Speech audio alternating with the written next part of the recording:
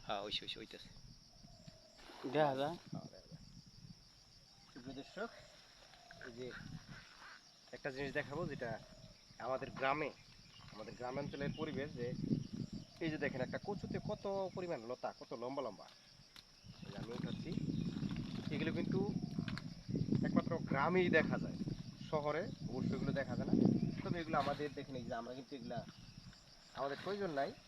তো যদি দেখাই, এই যে দেখেন এক একটা লতা কতটুকু লম্বা, দেখেন প্রায় আমার সমান লম্বা হয়ে গেছে। দেখছেন একটা তরকারি হইতে কয়টা কয়টা লতা লাগবে? এই যে দেখেন পুরোটা দেখা যায়, এই যে আমার আমার হ্যাঁ আমার দেখা যায়। হ্যাঁ।